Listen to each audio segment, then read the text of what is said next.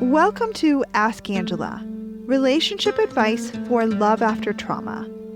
I'm Angela Amias, here to help you navigate intimate relationships as I answer real questions about love, loss, and everything in between. This is where we untangle old patterns that keep us stuck and discover new possibilities for connection. Relationships after trauma need a different kind of wisdom, and I'm so glad you're here. Hey there. One of the most common questions I get is about whether it's possible for two people who've never had a healthy romantic relationship to create one together, especially when they're not sure what makes a relationship healthy or how to recognize the signs that a relationship isn't healthy. In this episode, I'll be answering this question from India, who writes, "I've been dating someone for 3 months, and it's going really well so far. I'm trying not to get my hopes up because I've never had what I'd call a healthy relationship before. I feel like I'm just waiting for the other shoe to drop. I don't know if it hurts or helps that my boyfriend has never had a healthy relationship either. We each spent over a decade in marriages that could not be called happy or healthy. His marriage involved a wife who constantly criticized and berated him until his self-esteem was in the dust. My ex-husband and I fought all the time and basically destroyed our marriage by saying mean things that could not be forgotten. So, needless to say, this new relationship feels very foreign to both of us. My boyfriend asked me if I thought it was possible for us to have a healthy relationship, given our lack of experience in this area. I want to believe that it's possible. I can't imagine treating him the way I sometimes treated my ex, but I guess I don't know for sure. What do you think? Dear India, when you've gotten hurt in the past, sometimes it can feel unbearably vulnerable to open yourself up to hoping that things can be different.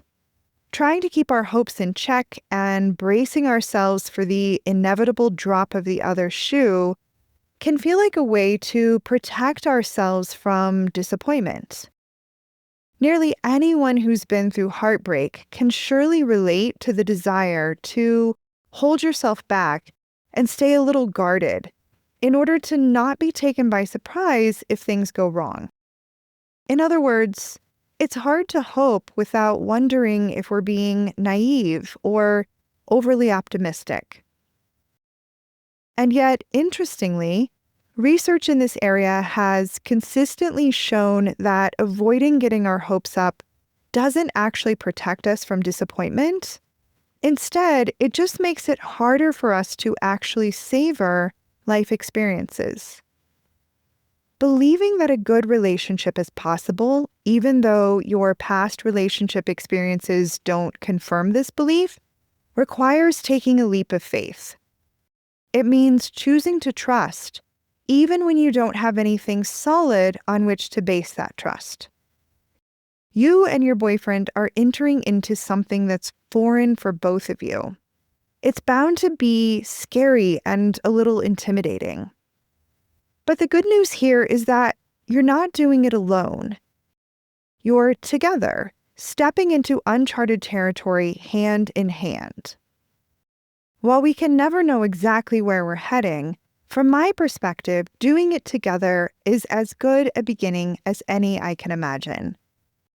There are solid reasons to hope that you two can create something beautiful together, even though you don't yet know how to do it or what it's going to look like. In other words, the past doesn't have to repeat itself, and you can create a future together that is very different from anything either of you has experienced before. Healthy, intimate relationships require a few basic things. They require two individuals who want to have a good relationship together. They require either having or learning solid relationship skills. And they require being willing and able to work together to figure out relationship issues that will inevitably arise along the way. It's never too late to develop the skills for having a healthy romantic relationship.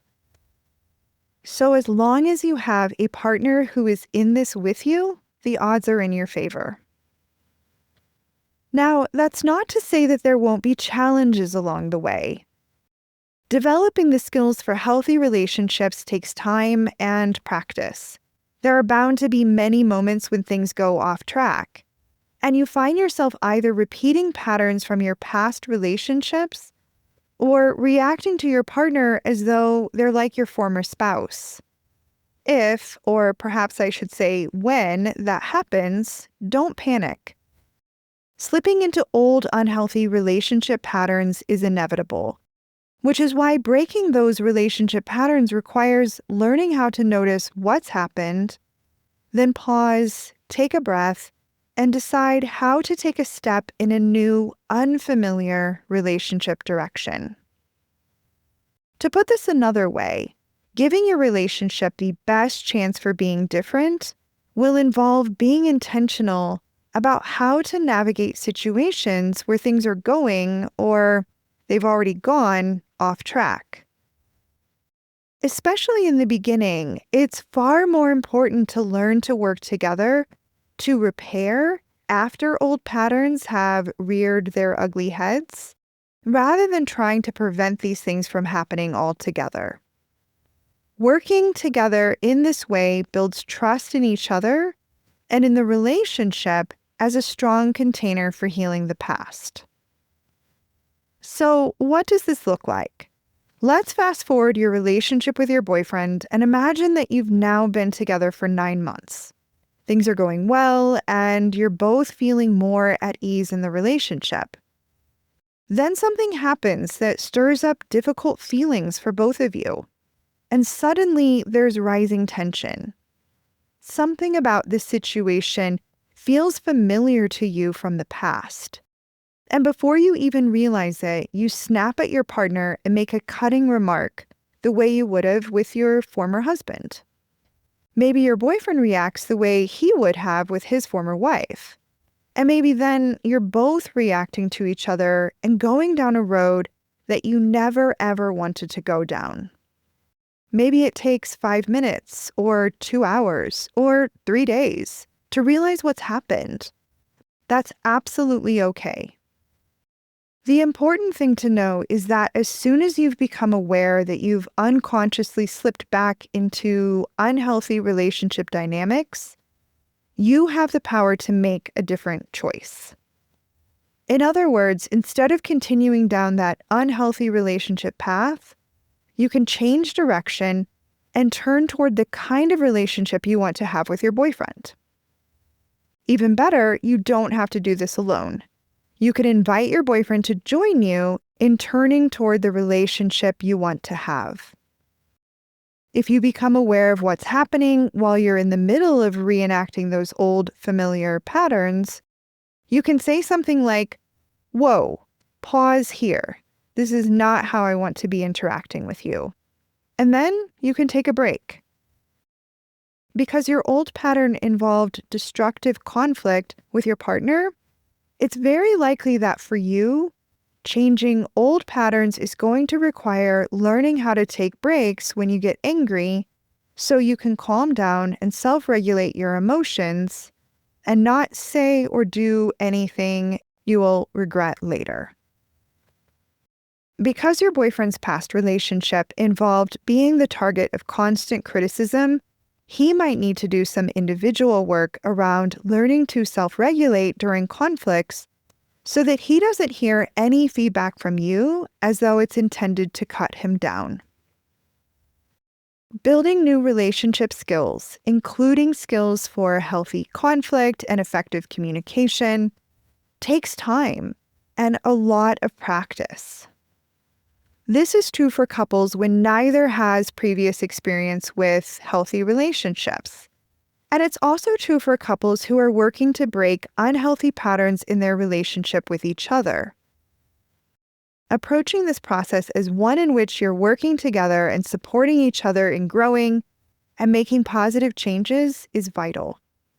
And while individuals can certainly do this work without the support of a partner, it's so much more rewarding when it's something you're doing together. Not only is it important to be encouraging to your partner as he's working on developing relationship skills, it's equally important to be kind and compassionate with yourself. As with all other areas of life, when it comes to relationships, perfection is never the goal.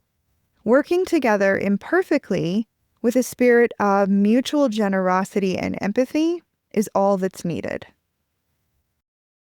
Here's my recommendation for where you might begin with your boyfriend.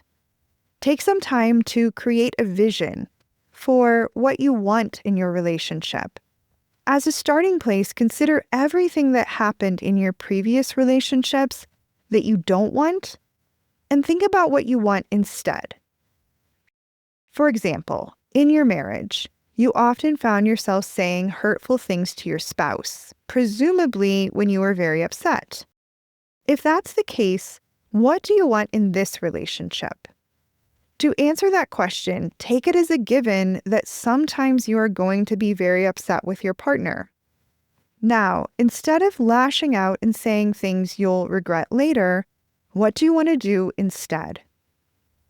As each of you reflect on what happened in your previous marriages that you don't want to repeat, you will start getting some clarity about your shared vision for this relationship. To take it a step further, also think about what was missing from your previous relationships that you might want to include in your vision for this new relationship. One positive aspect that you've identified about this partnership is that you're with someone who is equally committed to building a healthy relationship and who understands that this will take some ongoing effort.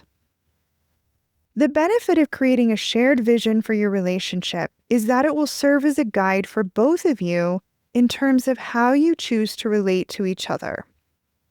Couples who've taken the time to clarify their shared vision are able to recognize quickly when the choices they're making in their relationship are taking them away from that shared vision. For example, let's say someone has identified open and honest communication as part of their relationship vision. Then they realize that they're avoiding sharing their perspective about something because they're anxious about how their partner might respond. Having a clear vision for their relationship makes it so much easier to recognize which option, talking or not talking, is aligned with their shared vision for the relationship. While every couple's vision for their relationship is unique, when it comes to building a healthy relationship after being in unhealthy ones, one potential element of your shared vision might be making a commitment to give each other grace when old patterns suddenly show up in your relationship. When someone is accustomed to going head to head in arguments with a partner, it's easy to unconsciously react to conflict by using harsh words in an effort to gain the upper hand. Similarly, when you've spent years as the target of a partner's criticism, immediately going on the defensive when a partner brings up an issue is understandable. It will take time and effort to break some of these patterns. Supporting each other means normalizing these reactions and not taking them personally, even while reaffirming your commitments to leave these unhealthy relationship behaviors in the past where they belong. Because this work takes time and a fair amount of effort, remember that you're both in this together and that unlearning old patterns is not a quick or linear process.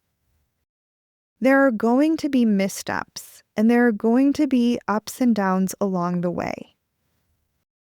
So here's my wish for you, India, that you give yourself permission to hope for good things, and that you continue to approach this relationship as something that you're building together, rather than something either of you has to figure out alone. And on that note, listener, thanks for tuning in. That's it for this episode of Ask Angela, Relationship Advice for Love After Trauma. This podcast is really built around your questions. So if you've got a relationship situation that you'd like me to talk about, head on over to askangelapodcast.com to submit your question. I'll be back soon with another episode. And until then, lots of love.